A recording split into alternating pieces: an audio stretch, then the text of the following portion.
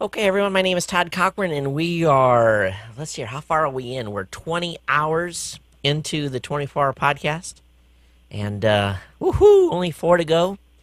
And we've been on quite a ride today. And of course, this is a charity event, raise money for Ronald McDonald House Charities. You can find the PayPal link over at geeknewscentral.com. At the top of the page in the special segment area, we want to encourage you to make a donation. So we'll be able to send Ronald McDonald House Charity a nice check. And we've been talking to a variety of people tonight.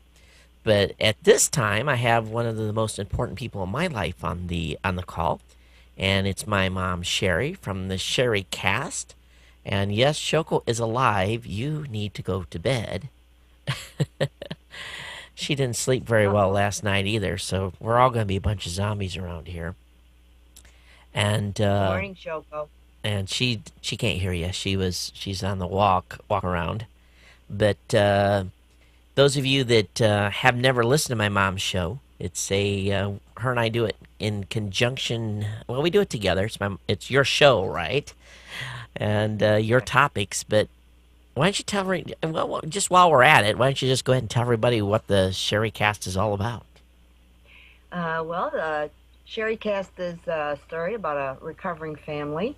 3 years ago, my husband was killed in a incredible accident. He was hit by a train.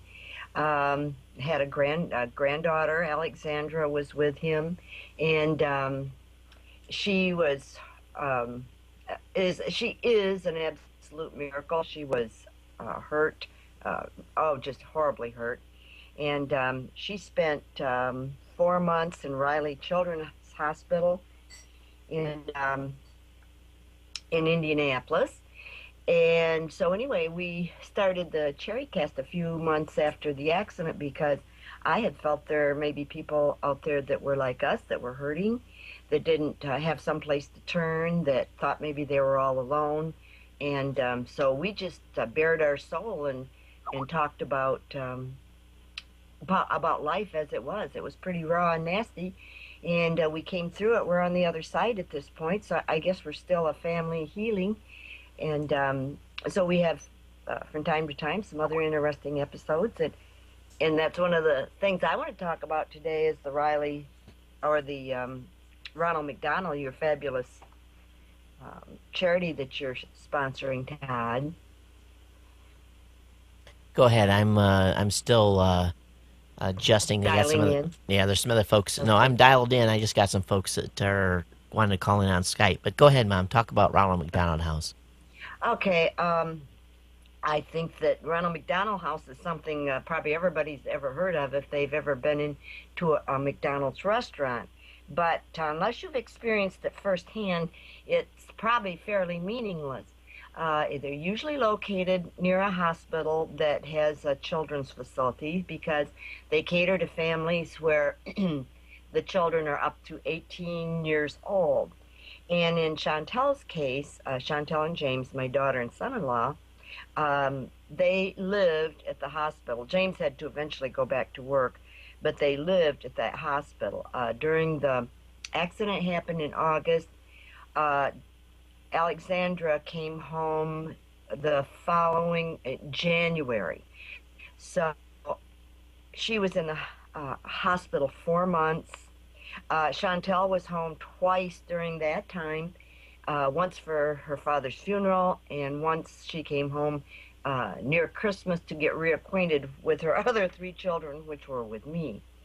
And they have had at that hospital, if your child was in ICU, they had little bedrooms, kind of like motel rooms, and parents could take turns going to that room and actually, crash for a few hours.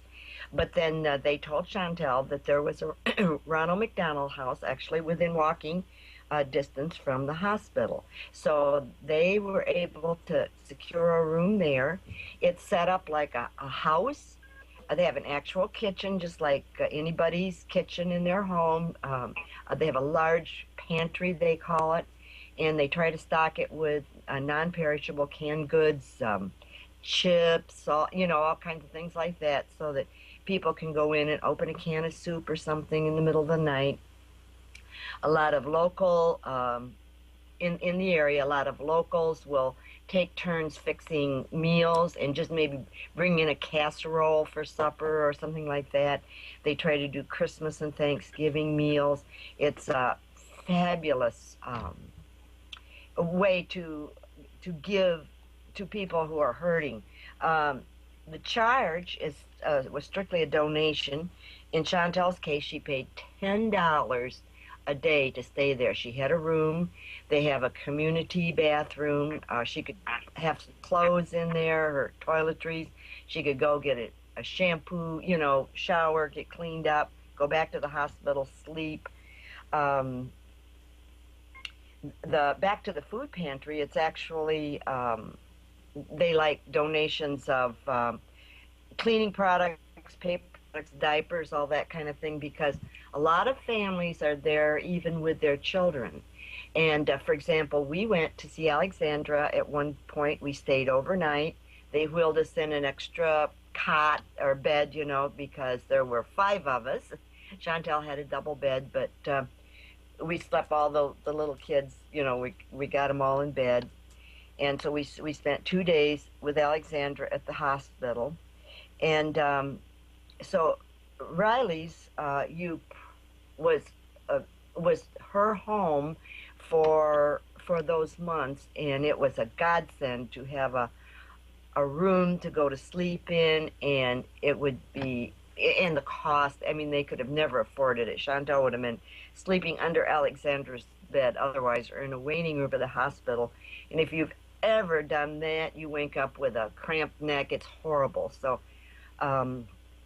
one of the ways that you can contribute to Ronald McDonald House is when you're in a McDonald's, they have a little cup there, usually someplace, for donations. But at this time, they are looking for to make, by the end of the year, 500,000. That's their goal, to raise that money.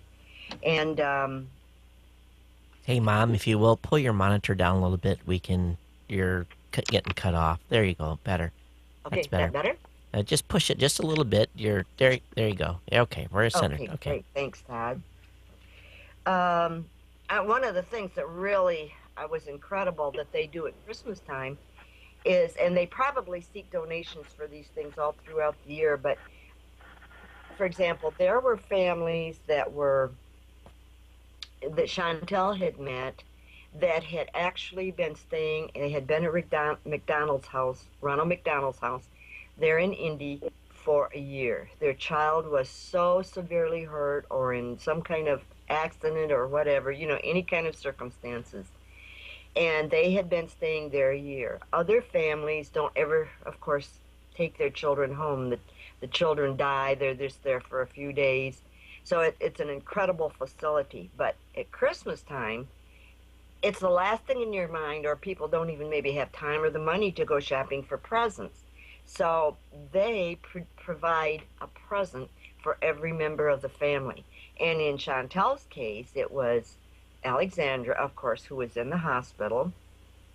Chantel's other three children, she and James and me. That was considered her family unit.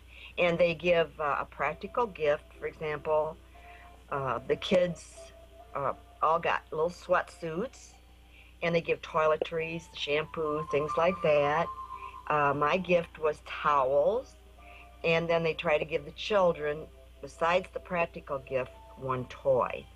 And those are all wrapped. They come wrapped with little names on, grandma, It's just an incredible, can you imagine the work that goes into producing gifts that kind of match up with these families? So it's a well-oiled machine, and some people, they're always managed locally, and people just give so much of themselves. It's I can't say enough for it. Had we not been touched by this program, not actually stayed myself, even to stay overnight in a Ronald McDonald house, I would have had no clue what a comfort it is to families who are already in dire straits financially because of the overburden of a child in the hospital. Even if you have insurance that takes care of most of the medical things, there's untold other expenses that go on. And Ronald McDonald House is kind of that beacon in the night, that comfort for a family that's suffering. So it's a wonderful, wonderful charity to give to.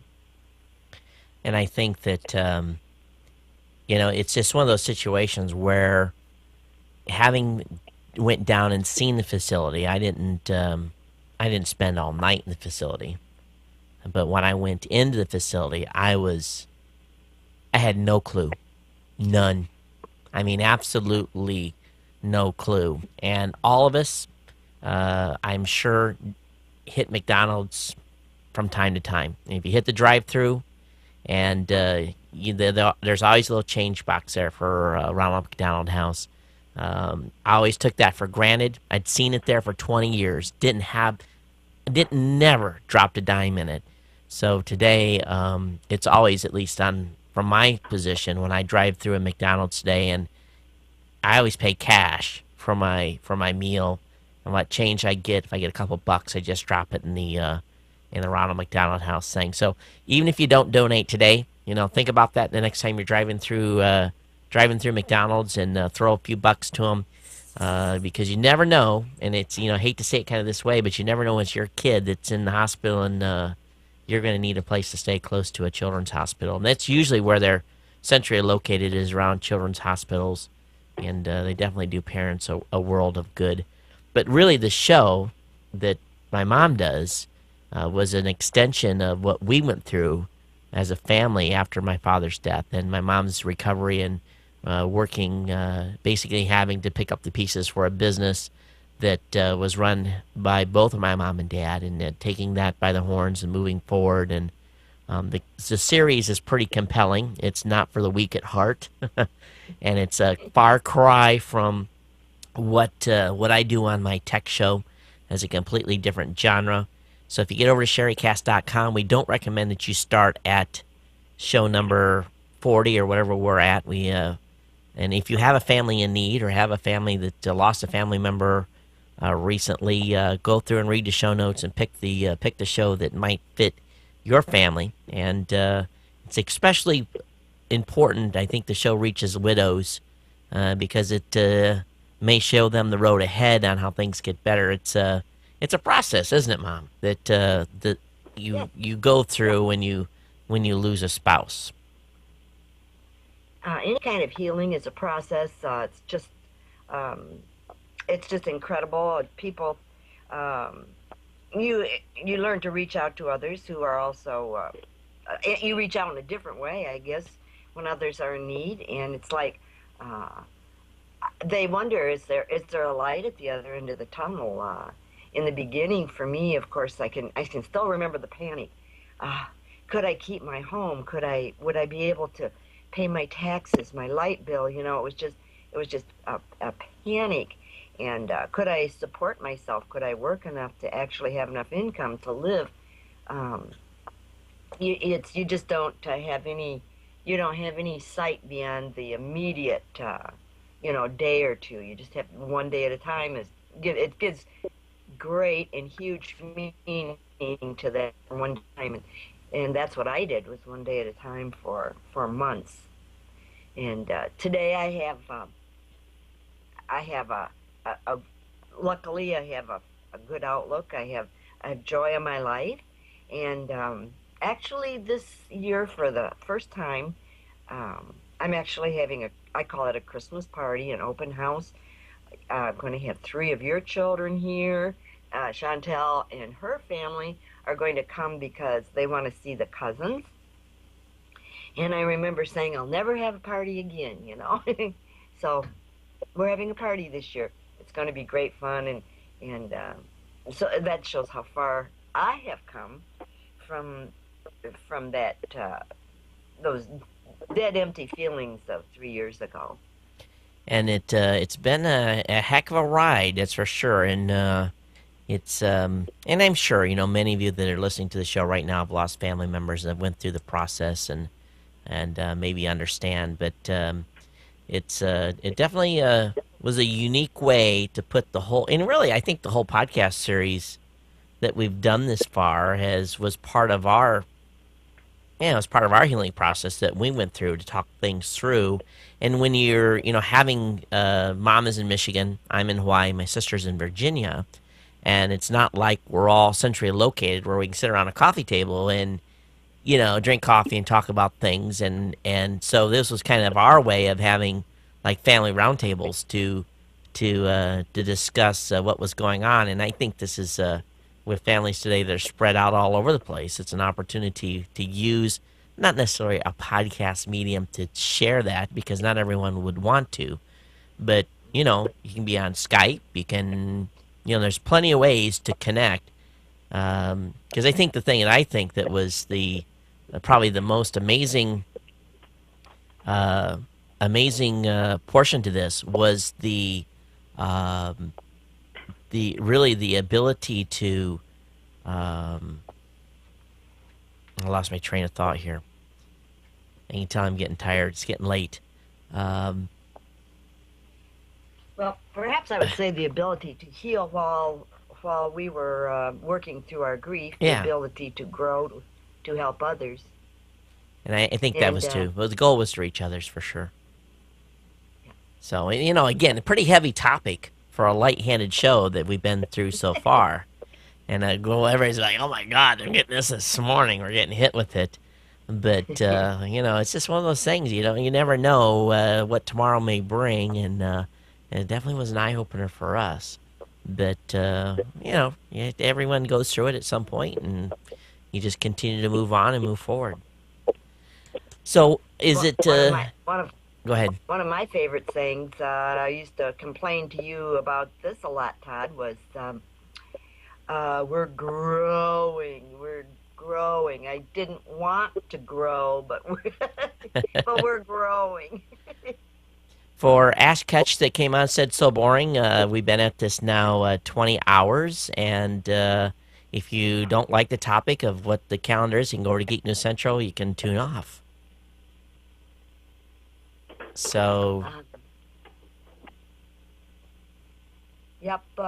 Sometimes real life is kind of like that. It's just boring and possibly a little bit depressing. But the good news is that we're probably all going to cross some of those thresholds someday, and the better prepared we are, uh, the who knows um, what our level of problem will be at that particular time. But the good news is we can all come out the other end and be better, be better and have grown.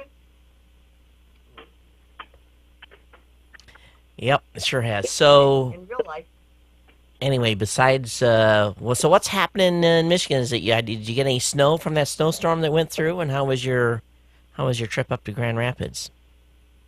well, Grand Rapids had about 8 to 12 inches of snow. They got hit pretty hard. Jeez. Um, I went in Friday morning and it was tapering off. There was numerous slide offs. The roads were they were kind of snowy, and we were we we had snow down here. Now this morning or in the night, we've had some kind of a rain thing that went through. It packed on the windows late last night, so we've kind of got icy stuff hanging on the trees, and it's all dripping off. Hey, hey, So I don't know what. Actually, our temperature's up to 35. We were running single digits here for a week. It's been a truly blast. It went clear across the country, and we got our taste too. hey, Mom, you're causing. I think we're getting a little bit. Actually, maybe it's not coming from you. Let me check over here. Okay, say that again, Todd, because I can barely hear you. And we're getting some feedback again. I can hear that. Maybe it's not you then. Oh boy, I think I know what. Hang on.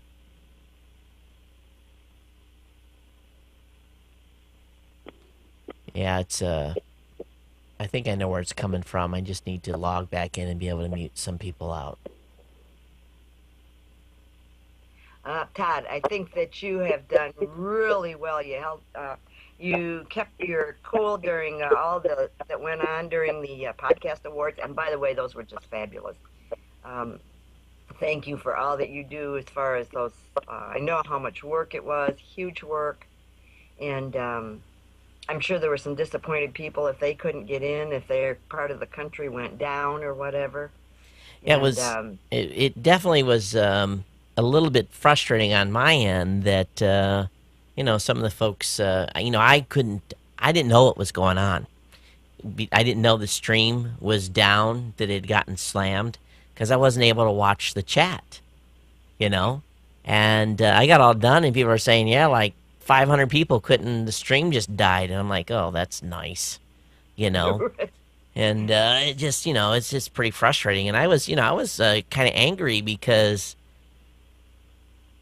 there was a bunch of people who were supposed to show up to say thanks to their audiences, and they didn't show up, and maybe they couldn't even watch. Maybe it was just right. maybe they were blocked out. So I'm sure they were just as pissed as I was. But I gave the folks at Ustream plenty of heads up, multiple emails to them, and never a response. So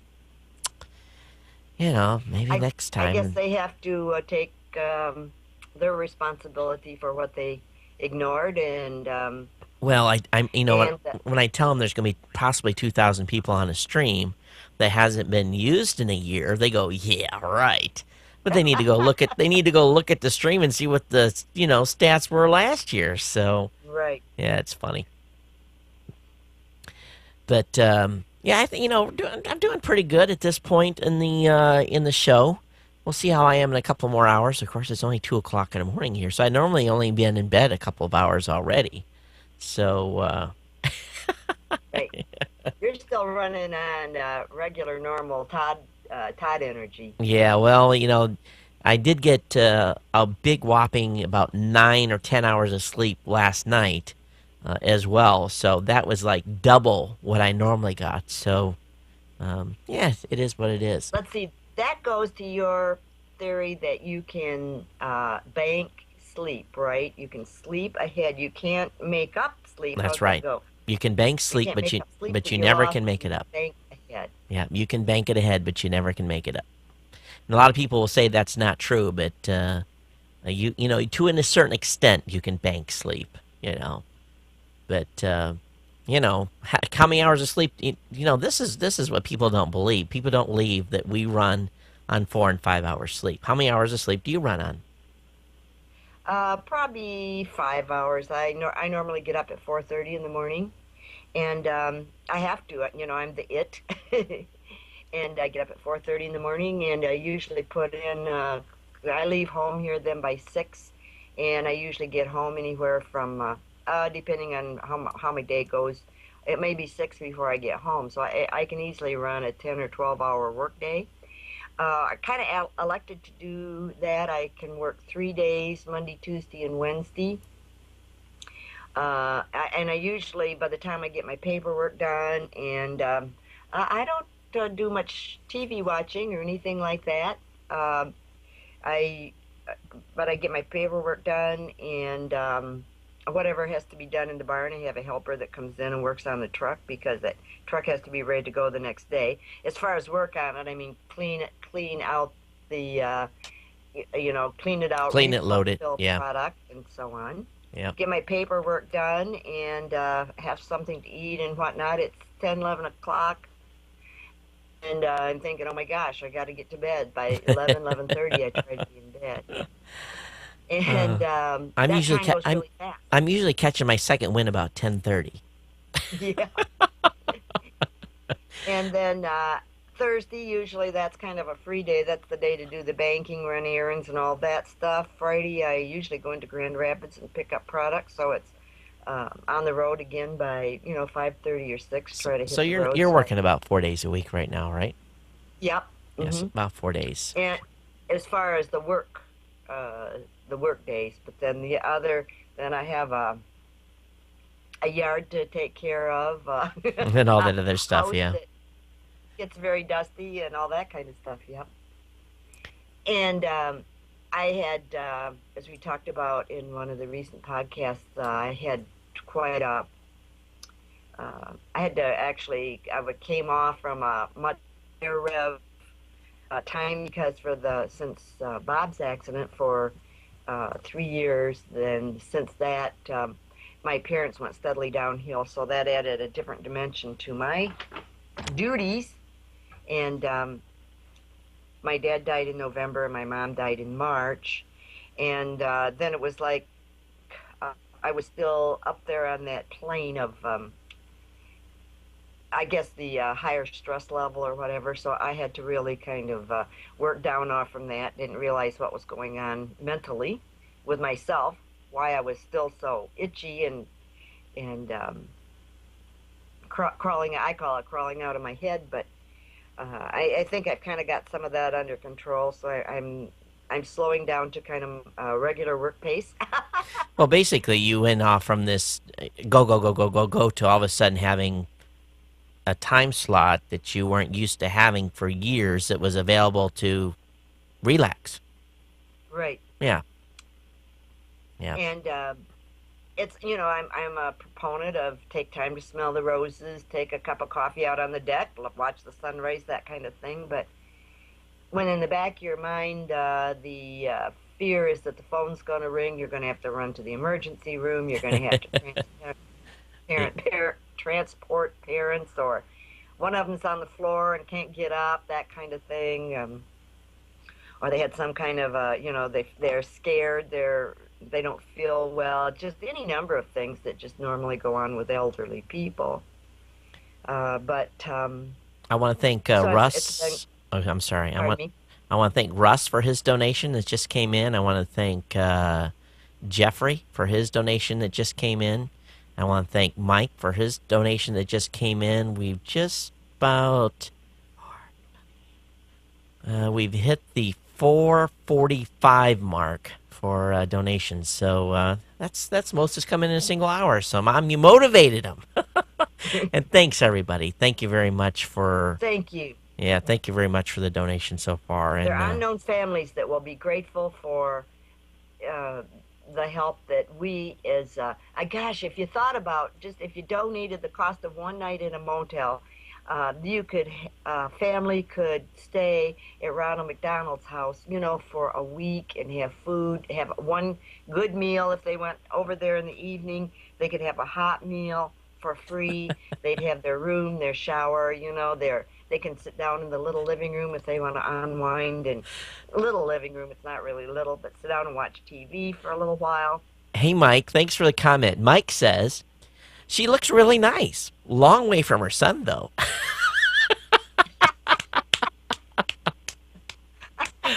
Oh, that's funny. Mike is, Mom, when I'm on travel, you see me do the video podcast with the little webcams and stuff and having from the hotel room, right? Right. Mike is the author of the software VidBlaster that I use when I'm on the road. So wow. Yeah, he's a great programmer, does some great work. Those of you that want to check out a great product, I can't recommend more Mike's VidBlaster, and it's another great product that runs on Windows.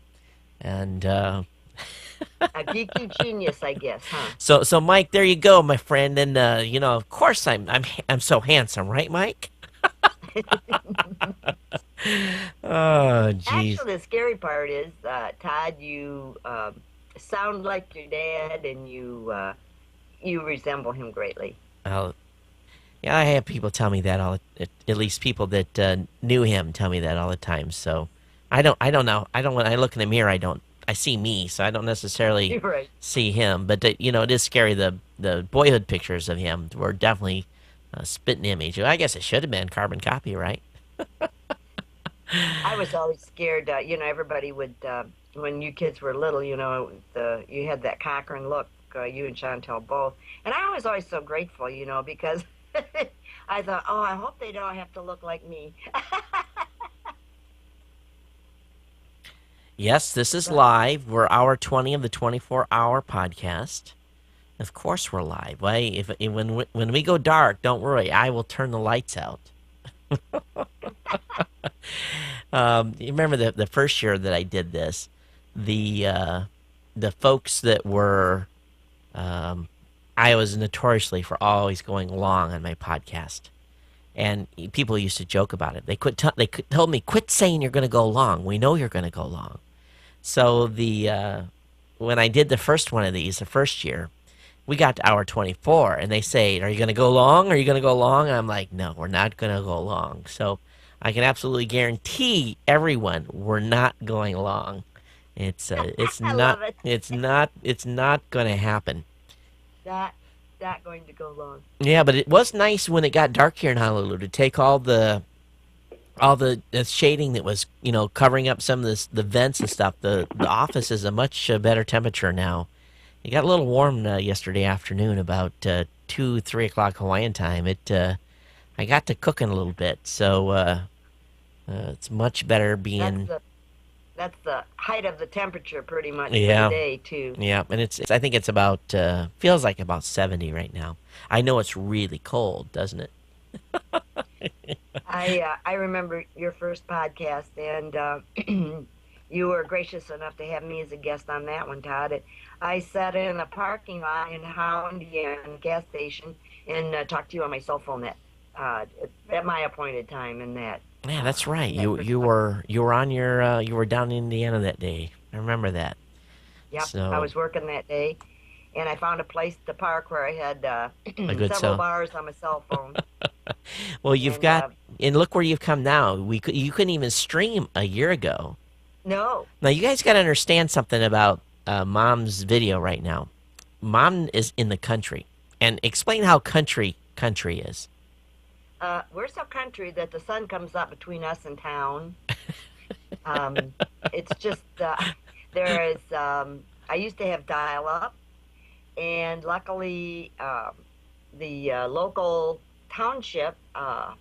I don't know what they did. Help pay for or promoted a tower, and so wow, I got fast stream. It was so exciting because I could never even watch video previously, and this is just so high tech for me.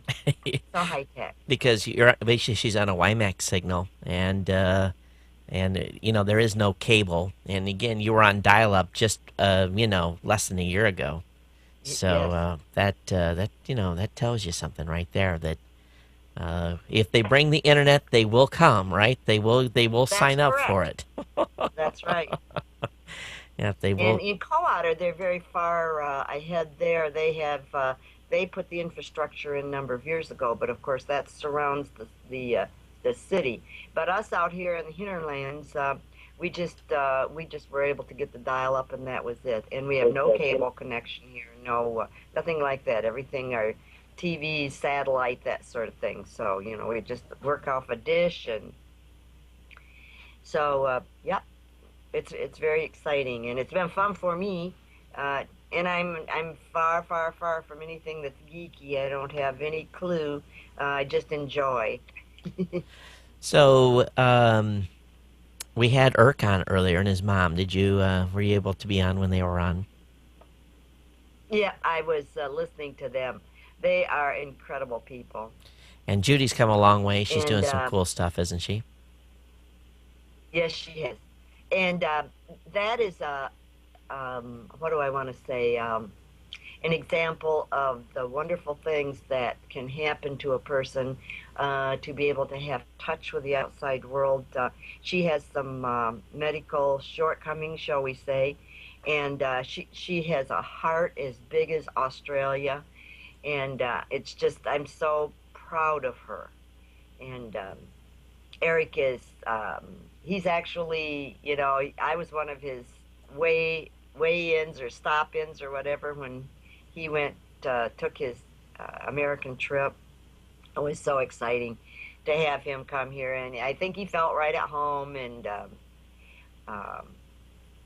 it was just fabulous. So it was a very meaningful experience for me.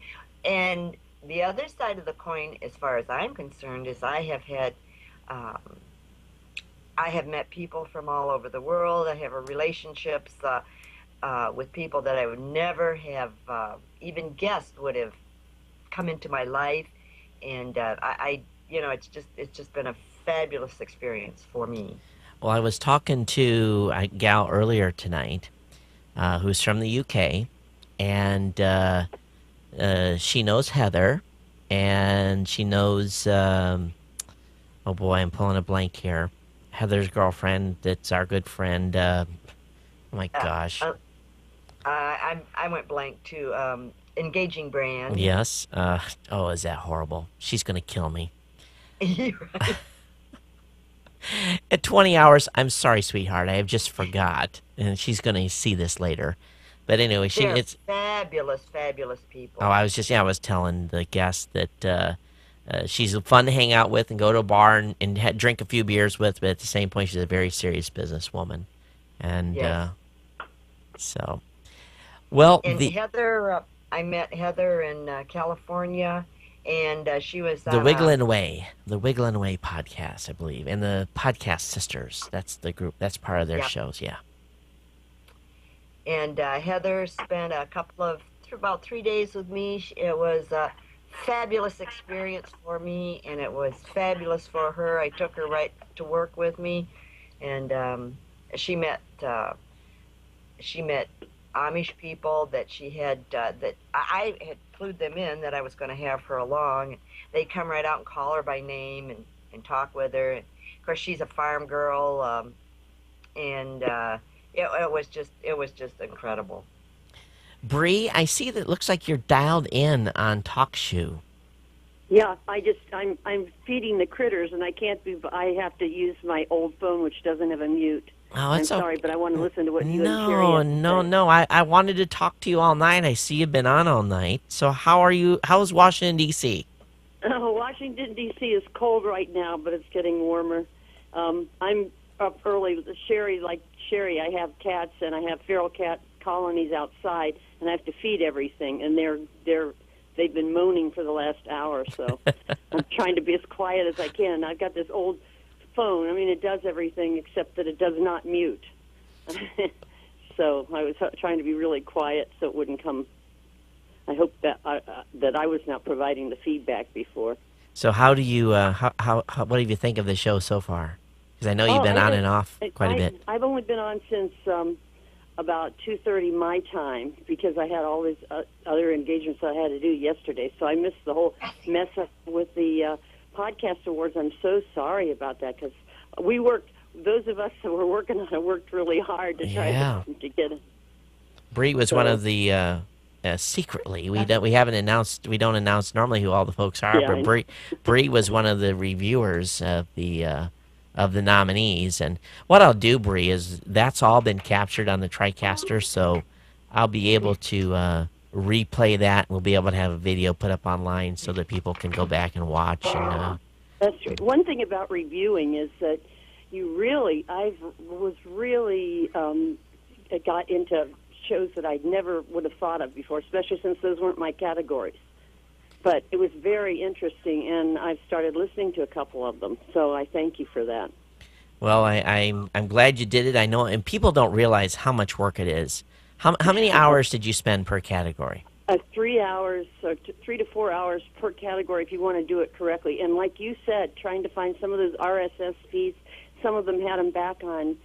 You had to search through every page practically on the website because some of them had them really hidden back there. And yet it was still valid, I guess, according to your instructions, if they had it on there and if it did link up and if you were able to subscribe with it. Yeah. The webmaster's going to update the podcast award site later this morning, and so hopefully we'll get the list up on the website so that everyone can actually see it over there.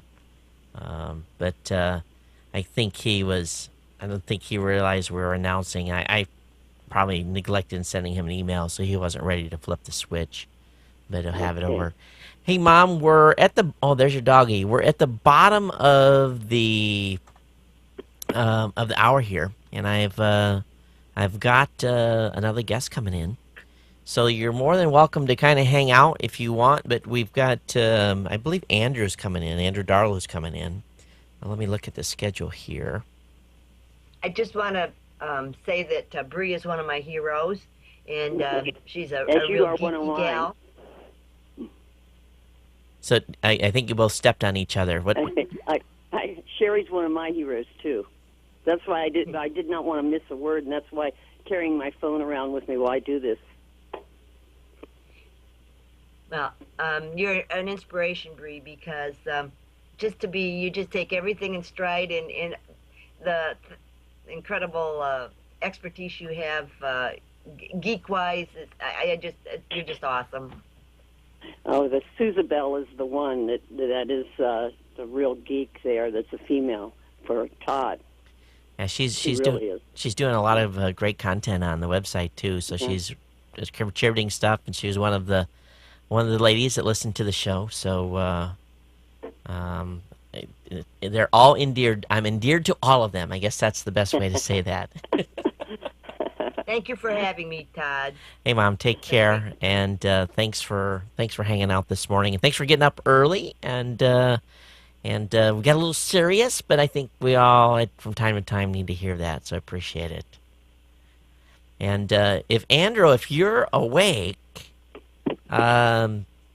GNC Pod 1 is open, my friend. You can dial in. We're ready for you whenever you come in. We're good on recording time, so feel free to bounce in.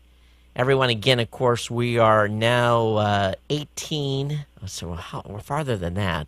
We're 20 and a half hours into the 24-hour podcast, and we're really on the downhill slope here. So I'm looking forward to getting in here. And Kane, I was getting feedback through your line, and let me turn it back on here for a second. Yep, all silent on Kane's account again. But Kane, good morning. I know you've been with us for quite a while tonight. Thanks for staying with the show. And so we're waiting on Andrew to come in. And Andrew, are you there, Andrew?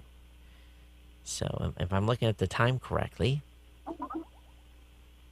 no Kona coffee. I'm still drinking iced tea. But I'm going to draw back from drinking some here in a few minutes, because if I don't stop, then it's going to be a long morning before I actually be able to sleep. Yeah, so it should be Andrew's coming on. So we'll give Andrew a few minutes here to join us. And we missed a couple of people tonight. We had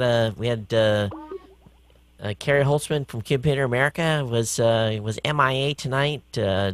Jamie Davis from Podmedic was MIA. So we've done some fill in and stuff. And is Todd your real name? Yeah. Oh, yes. Todd is my real name.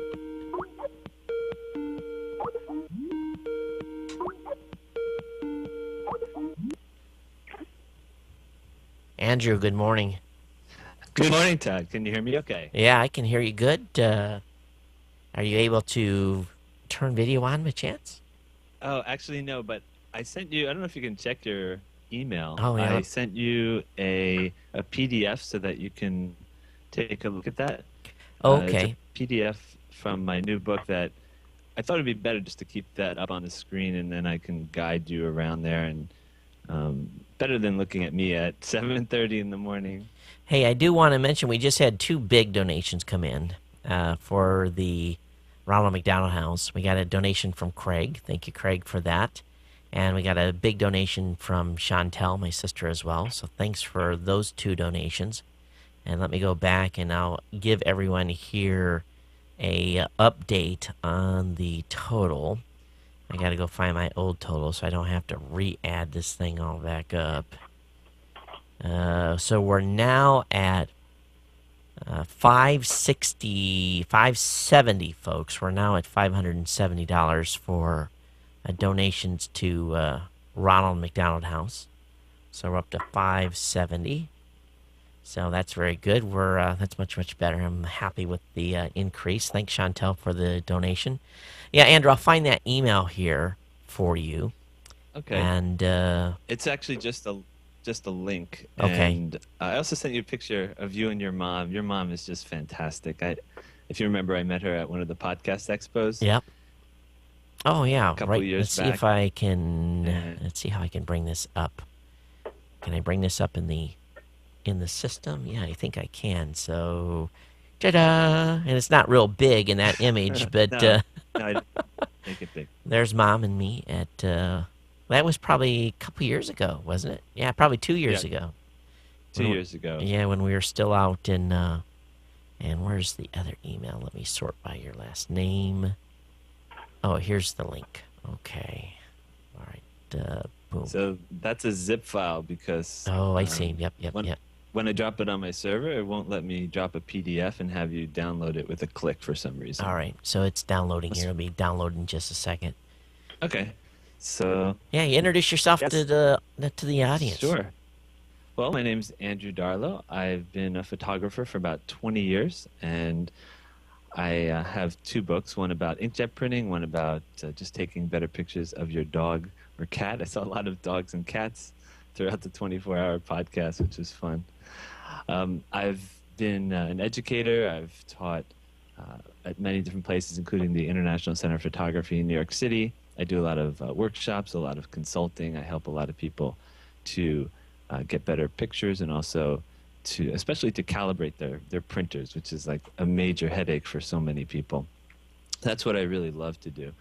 But for about 10 years, I did a lot of still life photography for clients like Kenneth Cole and Torno Watches and the Body Shop Cosmetics. So that was a real learning experience. I did advertising and catalogs. And when you have to do that kind of work, you pretty much learn all about different types of lighting and how to properly fill a little bottle here and there and how to set up products properly, how to handle backgrounds. And I was lucky in that I was able to use a digital photography system even in the early 90s. And this was like over $100,000 of gear with a big 4x5 Sinar digital camera. Actually, the back was made by a company called Leaf. This was technology that came from the space program. So your NASA dollars at work. And this was a $35,000 digital back Wow. that was on a 4x5 view camera, and just with great bronze color, beautiful strobe lighting, and so it was a wonderful setup, and I did that for many years. And what was great is the negative was you could only shoot something that was still in color because it had to take 3 exposures at that time, but then it would pop up right on your screen, high res, but you're gonna laugh because it was only 4 megapixels. Oh wow. But the pixel sensors, they were so big that the quality was just incredible. So I was blowing stuff up for like a swatch poster up to 20 by 30 from 4 megapixels. So that's kind of one of the myths. It's not just about megapixels, it's about the quality and the size of the sensor sites. So anyway, that's a little bit of my history. I lived in Japan. That's probably what got me most interested in photography, because when I was 18, I was fortunate to receive a scholarship to live with a family in Nara, Japan. And it changed my life because when I got there, I mean, they took me in just like I was one of their children. I went to Japanese high school, and I brought this point and shoot, really high quality little Minolta camera. At that time, it was 1988. And essentially, I was going to use film because there was really no other option at that time. So I brought like 50 rolls of film, and I would photograph every meal that my Japanese mother cooked. So Let me guess why. Because the plate was beautiful. oh, incredible! If I sent you some of those pictures, I know you don't have to. My wife's Japanese. unbelievable. She had a plate for like every different type of food, and that combined with going out to these incredible 1,000-year-old temples and shrines that were in Nara. Like they live very close to a place where Buddhism first came into Japan, Horyuji Temple. What an incredible place! Largest wooden building in the world. They have a great Buddha in there. I don't know if you've had a chance to visit, but if you do, I highly recommend. It's a really peaceful place. And anyway, just being in that environment and knowing that I wasn't going to be back anytime soon, I would just take pictures. And uh, the real kind of light bulb went off when I came home. I put them all in albums, and I would show them to my friends and other people. And I realized that there's no way you can say in words what you can show in pictures. So just being able to share that just taught me the power of photography. And from there, that uh, led me to go back to Japan for a year during my sophomore year of college. And then I was continuing to take pictures, but it wasn't my major. My major was at that time international business and just business and finance. But I think when I finished up in college, I took classes in photojournalism, and I took pictures for the school yearbook, and I just got hooked. So I had an opportunity to start doing some large scale printing and mounting in a company, and this was when this technology was just coming up. So if you've ever seen buses and things like that, we were printing on these big printers, and I had an opportunity to be introduced to Photoshop. It was like Photoshop 2 or something. And the first thing I did was clone something out of a sky, and I was hooked. That was it. And from there, I was taking classes at the School of Visual Arts and ICP in New York, and I had an opportunity to work and learn as I went. And then I had an opportunity to help build a photo studio. So that was sort of where it all began. And then from there, I started teaching and consulting and writing, and I was an editor of a magazine. So all these things kind of built one on top of another. As you know, everything is a process. And once I started writing books, then I really got more into teaching and consulting and doing things like this. So I'll take, we'll go from there. But that's an overview. And you've sent me several of your books before on photography, and you do amazing work. But you sent me a PDF today that talks about pet photography. So we're going to talk a little bit about taking better pictures of your pet. Is that what we're going to talk about today? We can just talk about general tips. I have like 5 to 10 tips for taking better photos. And if people want to ask a question in the chat, I'm happy to also entertain those. But I have a list of like 5 or 6, and I can guide you through. Let me just bring up your window here. Are you able to? I got your PDF front and center. Oh, there you are. Okay. So why don't we start? Are you actually able to? You can either go forward and back with your arrow, or can you actually key in a page? Yeah, I can key in a page. All right. Let's see how this works. So what I would do first is, why don't you go to page number 20? See if that pops up, the same page 20 that I have. When I say page 20, I mean just put it in the little box there. Yep, we got a nice doggy with a nice jeweled collar. All right, fantastic. That is Elwood. Now, this dog is amazing. This dog, and you'll probably laugh, but this dog won the ugliest dog contest in Petaluma, California, Leo's hometown, about 3 years ago, I think. But that launched the dog into helping so many other dogs and people as well, just by going to places like nursing homes, schools.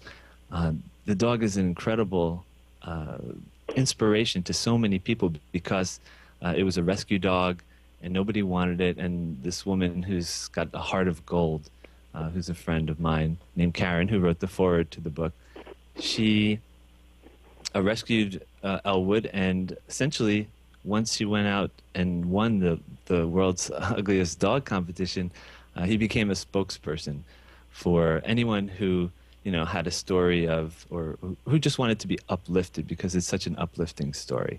And for some reason I don't have that picture up on my screen. Is it displaying for you? Yeah, it's I see. Does everybody see the dog? Do other people see it? Yeah, it should be. Oh, okay. Let's see. Hold on 1 second. Let me just bring that up. I think I see what happened. Okay. So that's sort of the story of Elwood. And This first tip related to that is to turn off your flash and to use existing light. And a lot of people don't even know, where the button is to turn off the flash on their camera. It's easy enough if you have a pop-up flash, like on your Rebel. You can just put the flash down. It may pop back up if it thinks it needs some light, but if you can just go in like on a point-and-shoot camera and you just turn off your flash, you can capture the light that you're seeing in front of you, a lot like a video camera.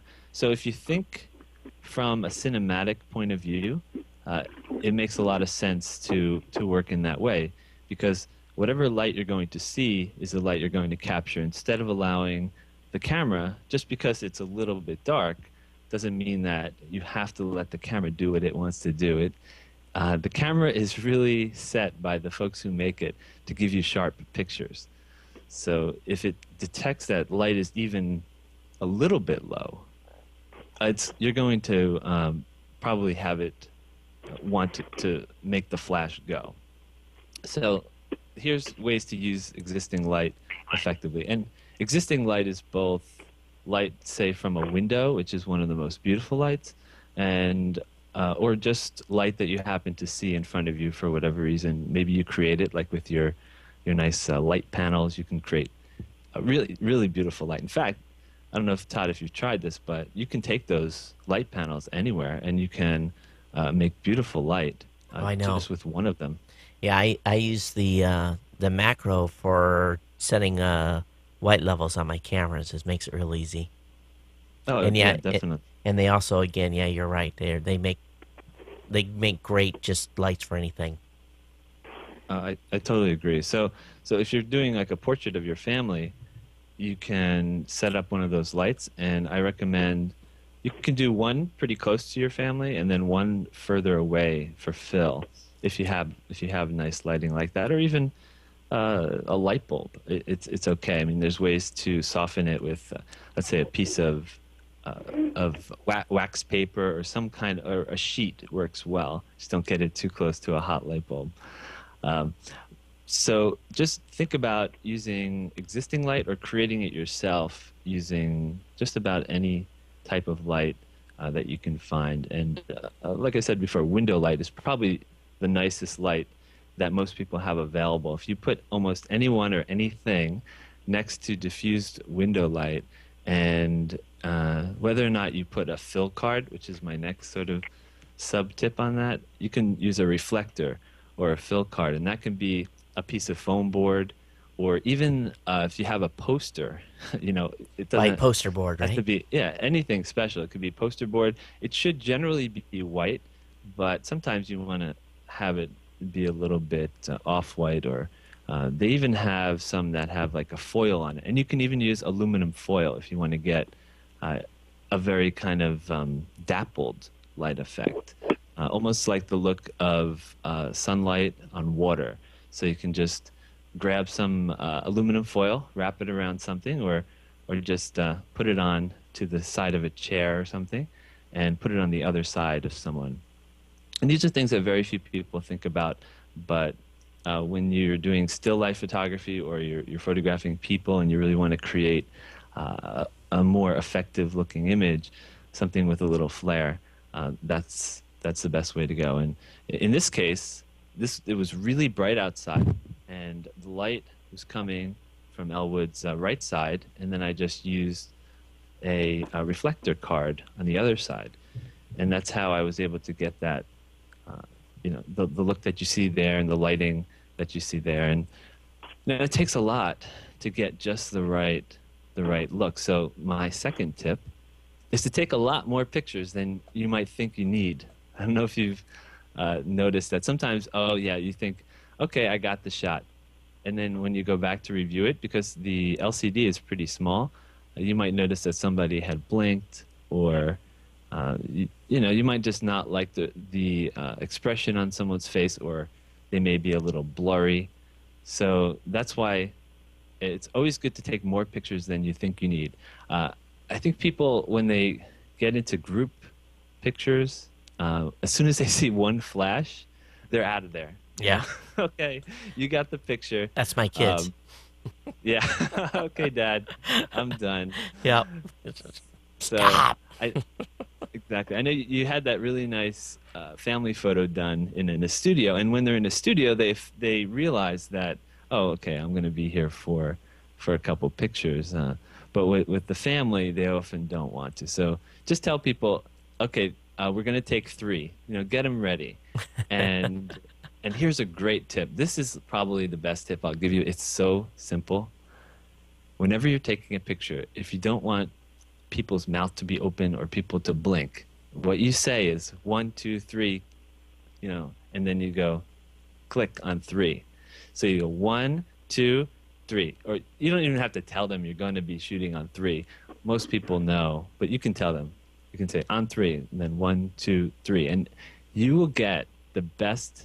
Of course, they may be corny looking expressions, but people will generally be ready for you because they can have themselves ready for a split instant. The problem is, if you've ever seen people with the camera, they're just in front of you, and then all of a sudden, boom, the flash goes off, and you're like, oh, well, I wasn't ready for that. And then, the next picture, and then someone might have something might have fell on in another room, and now they're looking over there. So use that 1, 2, 3 technique. It works really well. Now that's smart. Yeah, Yeah, that's little true. things like that. Because it's subconsciously they have to say, "Oh, I gotta get ready." Okay, and then it's over. Yeah, it's smart. Yeah, so that's one of the secrets of taking better pictures. The other thing I would say, on your question about the telephoto lens that I left a few voicemails about. Yeah. Okay, I have an update for you. Okay. So here's the update. Now that I know how it's going to be used, if you or your wife want to get good close-up photographs of your kids moving around in a darkened stage, Yeah. from I don't know how many feet, 50 or 100 feet. Well, not that far, but yeah, Not I know that what you're far. talking about. Yeah, normal Well, yeah. Now, the lens that I recommended, the 28 to 135 IS from Canon, that's good. But if you really want to get in closer, you're going to need either the 70 to 300 or like a 50 to 300. And I had sent you three different ones. They're all about $1,000, but I plan on spending $6. Okay, well, So you can get them going to probably- 1,000 is what she wants, she gets. that's new, and when I say new, I had recommended refurbished. So check them out if you're really in a situation where you're going to be on a tripod, and you can put a tripod just sort of right in front of you in most Right. of these places if it's lightweight, and they're not going to give you a problem with doing that. But the tripod's really important. Yeah. And so check out the refurbished versions. You might be able to get it for about $500 or $600. The 70 to 300 was a good range because often what you don't want to get that's like a 300, and because you're only going to get pictures of people's heads or Right. their head and their shoulders, and you do not want to have to change a lens in the middle of an auditorium, like with people left and right. They'll not be happy. They will not be happy with it. So the 70 to 300, in that case, I can totally see it. But the other reason is it usually has a fast,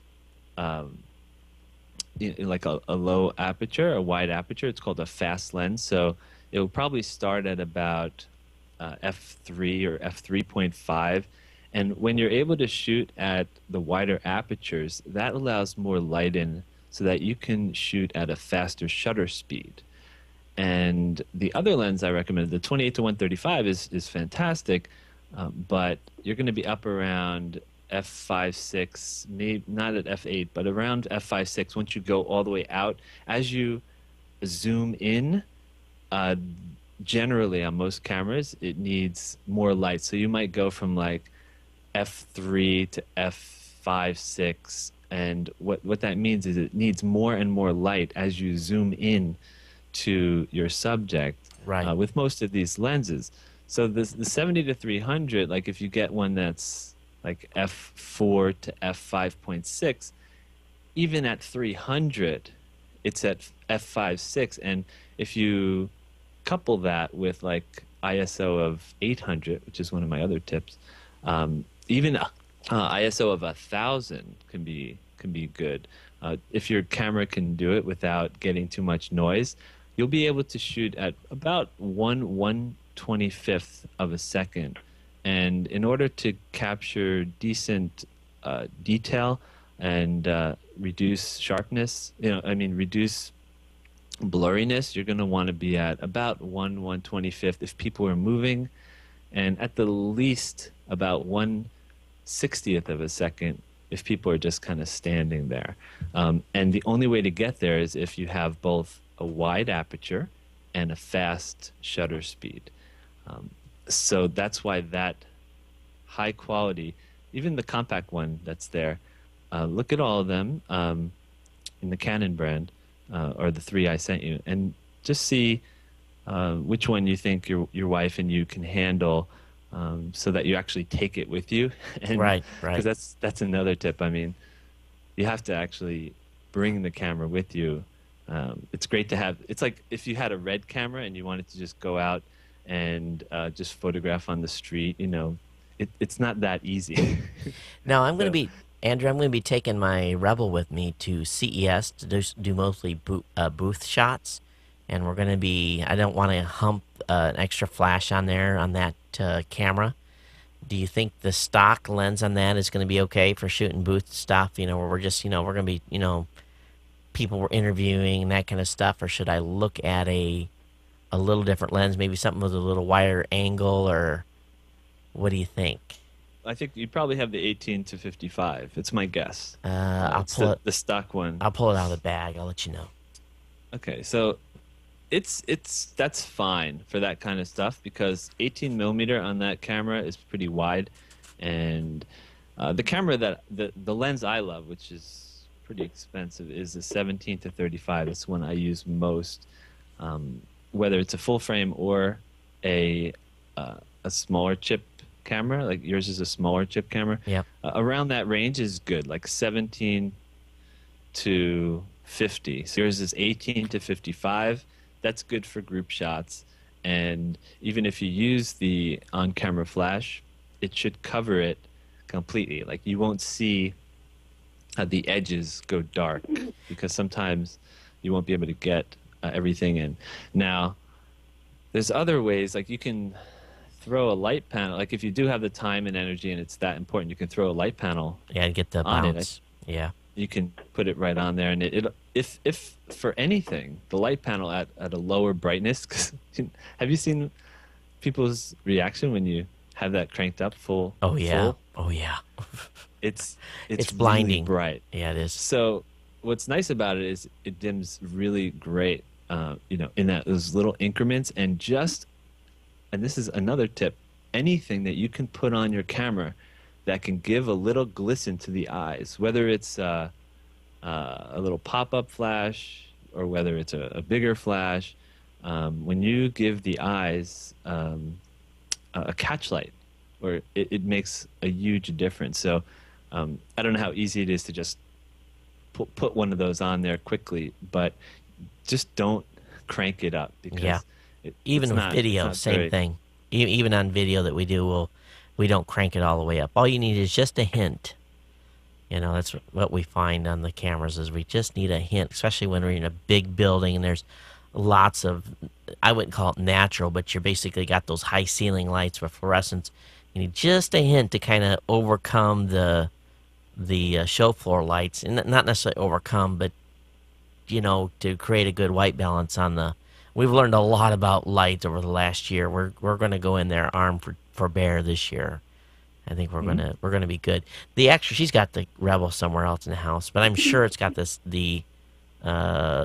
55. And I actually borrowed a 17-35 from a guy that's down the street that's got like a bag full of lenses, and I absolutely love that particular lens that I think you're talking about. Well, mine is a 16-35. It's a really heavy version, but there is a 17-35 or 17-40, which is very nice. It's I think it was a red lighter label. weight. I think it was a red label on his. Oh, okay. So it was actually probably a 16-35, but Okay. that is beautiful, isn't it? When you Oh. put that on, Yeah. and you see the angle of view that you get. Mm-hmm. It's just gorgeous. It's nice, and it's also, ka-ching. Yeah, like everything in life. Yep. Everything that's good. But what's nice is, if you look around, sometimes, and if you read the reviews, people might often say, "Oh, it's plastic, but it's fantastic." So it's not always, you don't always need the metal lenses. The key is to make sure it's a really good lens.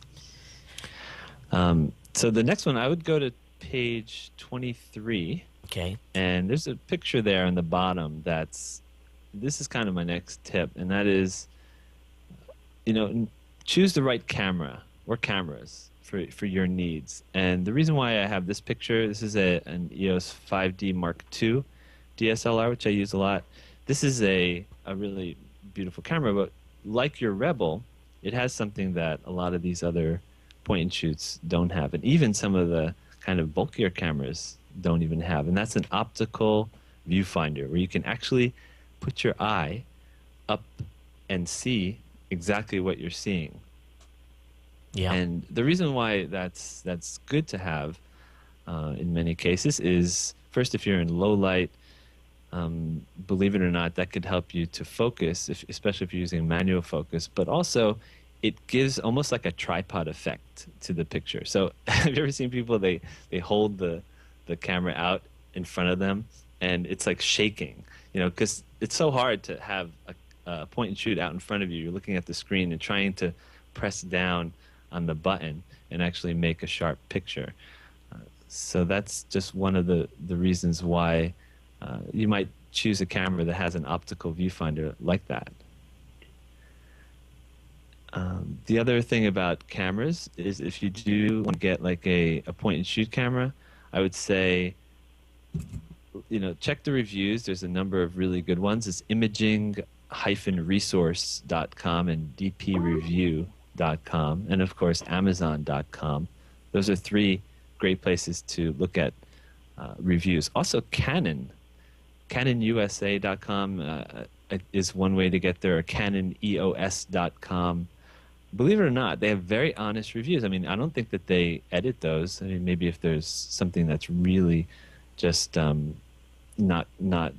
just is not a real review, but people are really frank and honest there, and I think that's a great resource to find reviews of both cameras and lenses.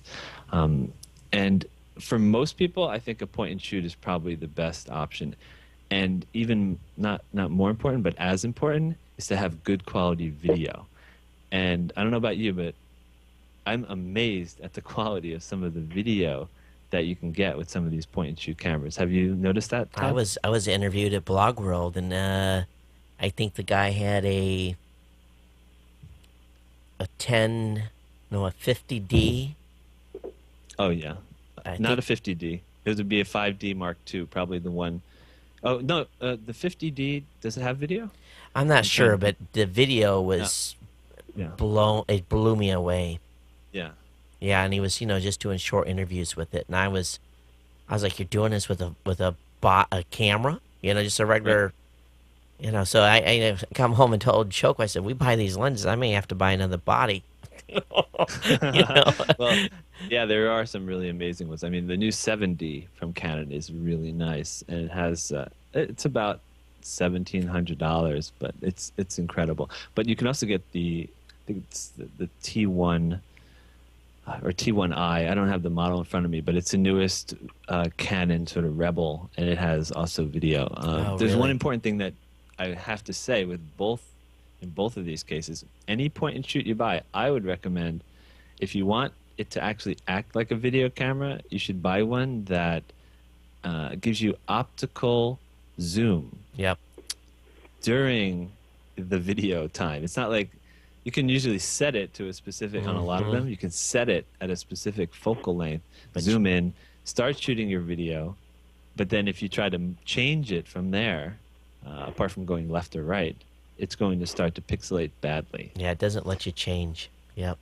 Right. So more and more of them, you're able to actually use it like a video camera. Like even the 5D Mark II, this $2,500 camera, you can't change video focus. I mean, they have some adapters that are like big rigs that you could work with, but just in general, I'd say, get something that acts more like a video camera, and more of them can do that. So I think that's helpful to a lot of people who are going to be investing in a camera.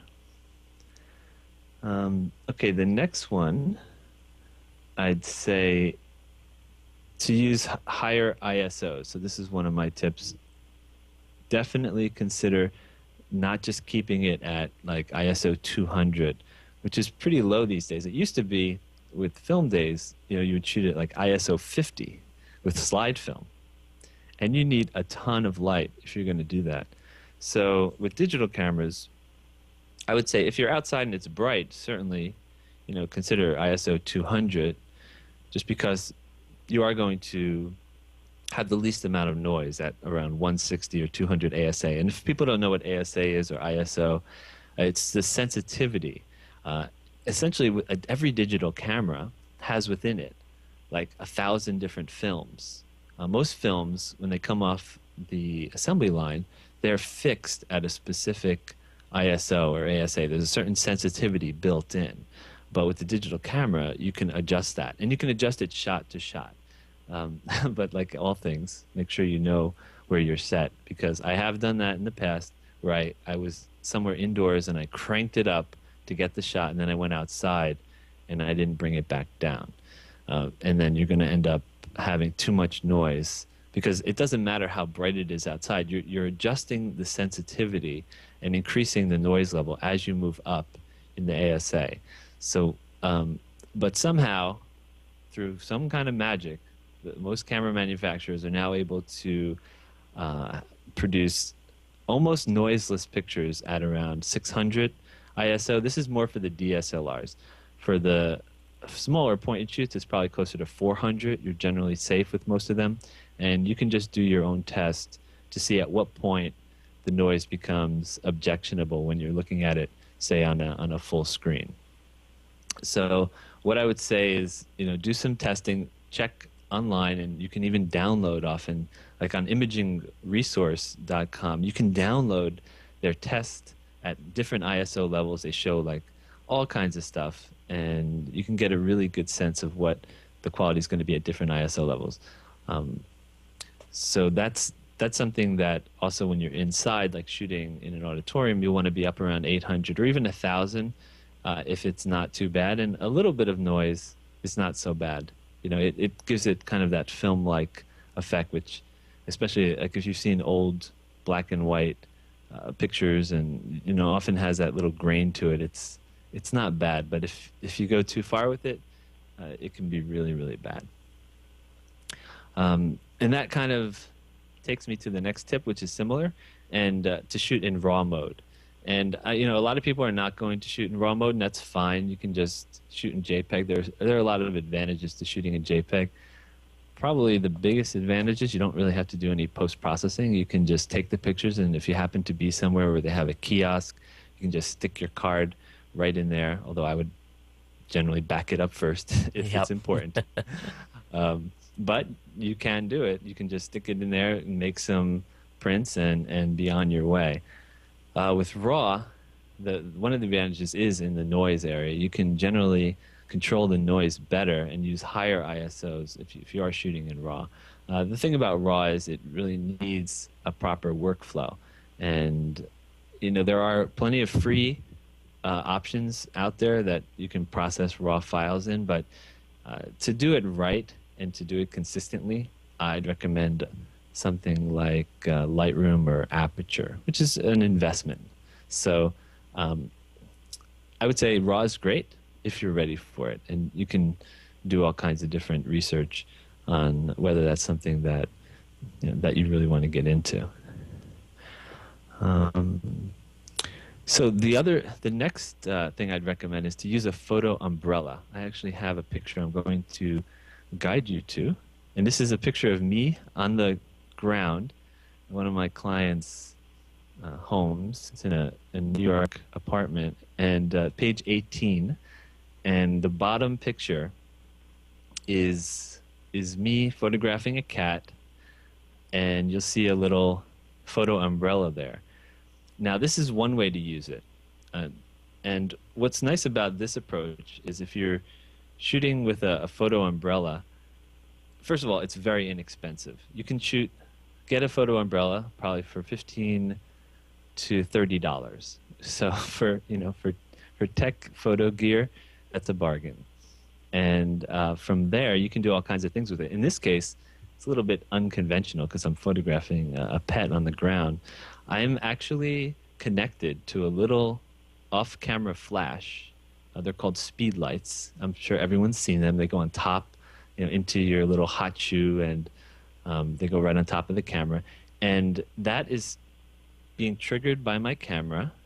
And there are ways to trigger these either wirelessly with different kinds of tools, or you can just hook it up with a cord. And now it's shooting into the umbrella and then towards the cat. So what that does is it creates a really beautiful soft light and very nice catch lights in the eyes. And it's very simple, but there's not that many people know that you can do this in this way. The other option, if you happen to be photographing a person or a group, is you can just get a stand, and photo stands are inexpensive. You can find them all over the place, but try to get a sturdy one that's not too heavy. And there's a little umbrella adapter that you can get that holds both the umbrella and the external flash. Now, of course, you do need the external flash, and that was one of my other tips, which I'll just mention now. You can either get one from your camera's manufacturer. For example, Nikon.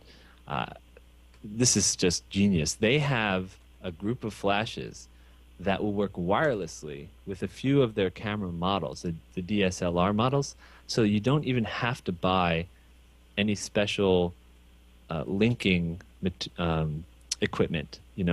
There's all kinds. Called Pocket Wizards is probably the most well-known one, which is, we'll add $300 or $400 for a pair of them.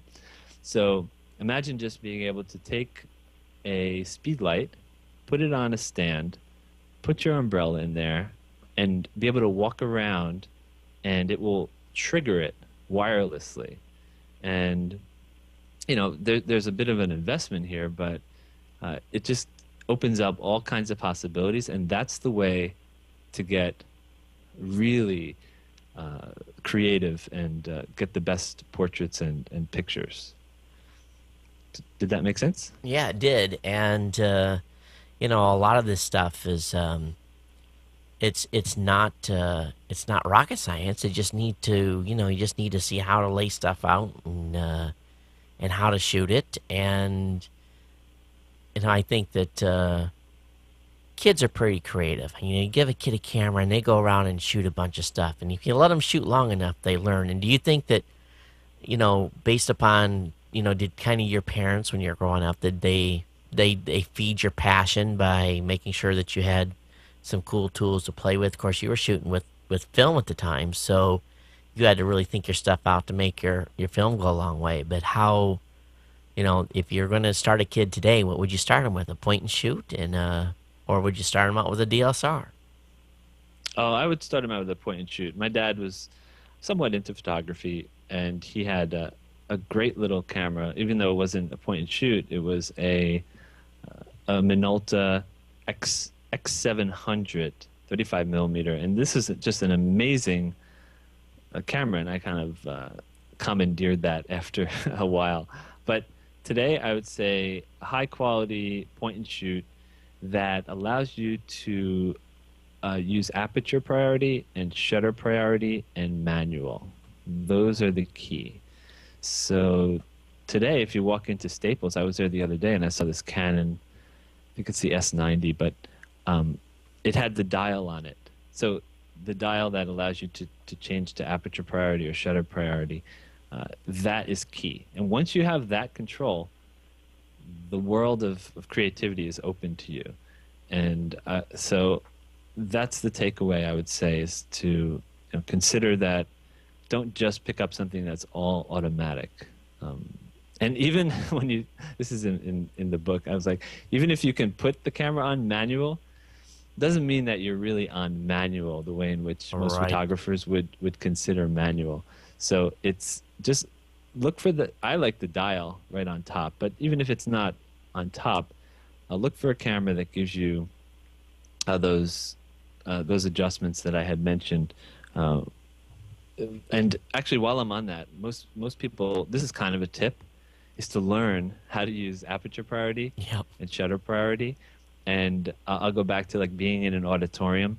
Often in that case, the best thing to do is to, there's two options, but I would generally keep it on shutter priority and uh, set it to like 1/125th of a second, and then take some pictures and then see exactly what you're getting. And if you have to, then change your ISO, keep moving it up until maybe you're able to get sharp pictures. So that way, you are telling it what the shutter speed should be. Another case you would do that is if you were photographing a stream and you wanted to get that beautiful stream look in which you are, you don't really see the water anymore. It just all flows together. You would set the set it to shutter priority mode and set it to about 2 or 3 seconds, and then if you have to, you may have to adjust the ISO actually the other way, because now it's a longer exposure, so the ISO might have to go down to like 100, and the aperture is just going to adjust itself. The biggest thing about aperture priority, and while I talk about aperture priority, if you can put in 161, you'll see the picture of the cat that I photographed with that umbrella. The best thing about aperture priority, and most photographers, especially photographers who shoot outside, use aperture priority. I primarily use aperture priority. And the reason is you can control the amount of out of focus area or the depth of field. So if you want to create that really cool look where you photograph someone and then the background is just all blur, you would shoot with aperture priority. Usually it's A. You set it to A. And then if you're at a lower aperture like f4 or f5.6 or f2.8, even better, then the background is going to be like way out of focus. And I'll take you to a picture in which I do that. Hey, one But question. Yes. One question that was in the chat was, what's the right pixel size? Megapixel size. Oh, megapixel size? Again, it just depends on what your needs are. So a really good quality 8 megapixel like your Rebel is much better than, let's say, I'd say 80% of point and shoots that have 12 megapixels. Yeah. Because the actual size of the chip is much bigger on your Rebel, and it can it's all a question of noise and detail. And generally, the amount of noise that you're going to have is just going to go way up if you have a point and shoot with a tiny sensor. So my recommendation to most people is at least 6 megapixels if you want good quality 8x10s. And the other reason is, well, people say, oh, I only do 4x6s. Okay, but let's say you photograph, in an auditorium, Right. and you want to get just a small section. It's great to have the power to crop. Yep. So in today's world, I'll say 10 to 12 megapixels is probably where you're going to find most of these cameras. I would not pay a premium of $100 just to have like 14 megapixels. It's just kind of a waste. So 8 to 10 is kind of a sweet spot on most cameras today, and that's just a general rule, keeping in mind all the other things. One thing that also to remember, and I found out with my just from a friend of ours, is he does, he's got like I said, a bag full of camera gear, and we're talking about my Rebel, and he says, how long has it been since you've had that CMOS cleaned? Huh? Right. What do you mean? What do you mean cleaned? He says, you've never had that in and had it adjusted or clean? No. He says, give me your camera. So I gave him a camera, and he took it, and he had where he has his cameras clean, and he had the CMOS clean. I was like, oh, I'm supposed to do that?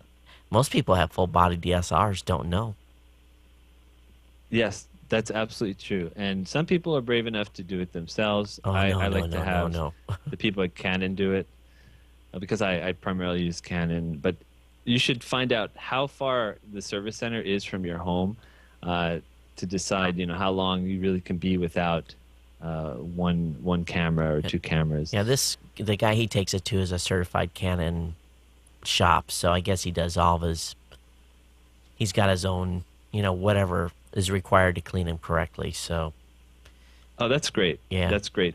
So, see, a lot of people just bring it to Canon, um, but there's only a couple actual locations in which you can do that. But yes, that's very important, and especially if you're going to be switching out lenses a lot. That's why I was saying that it's better to have a pretty wide zoom lens, like a zoom lens, like a 28-135, because you can pretty much leave it on the camera all the time yeah. and you're going to have far fewer dust issues unless you're out in the desert, you know.